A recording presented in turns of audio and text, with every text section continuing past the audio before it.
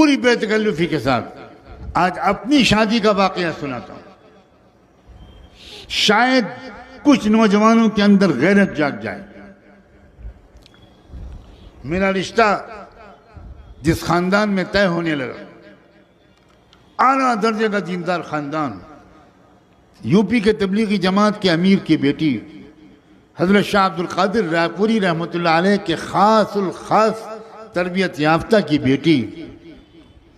اس کے باوجود میں نے ایک خط لکھا اس لڑکی کے نام جس کے ساتھ میری شادی ہونے والی تھی، اور اپنی بڑی بہن کو وہ خط لکھ کر دیا اور کہا کہ آپ اس کو پڑھ لیجئے اور ان صاحبزادی تک اس کو پہنچا دیجئے. میں نے اس خط میں سلام مسنون کے بعد یہ لکھا کہ میری 3 شادیاں ہو چکی ہیں، اگر چوتھی بیوی بننے کے لیے آپ تیار ہوں تو میں اس رشتے کو منظور کروں گا، اور آپ کے والدین بھی اسی صورت میں اس رشتے کو منظور کریں. میری 3 شادیاں ہو چکی ہیں. آپ سب بھی حونک بنے بیٹھے. 3 شادیاں؟ یہ حضرت اتنے رنگین تھے.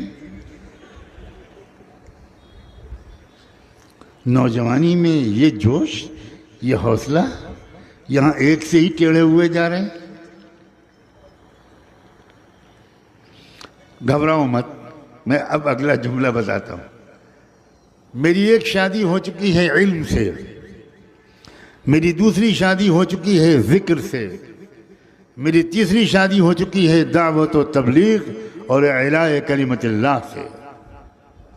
اب چوتھی بیوی بن کر ان تینوں کی سپورٹ کے لیے اگر تیار ہو تو مجھے منظور ہے، ورنہ اپنی زندگی کو مشقت میں مت ڈالو.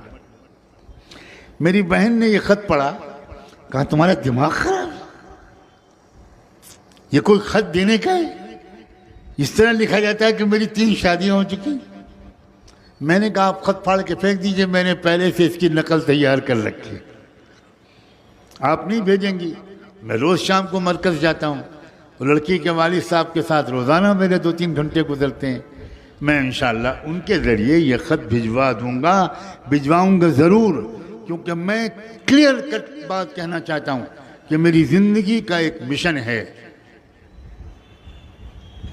میری زندگی کا مقصد تیرے دین کی سرفرازی، میری زندگی کا مقصد تیرے دین کی سرفرازی.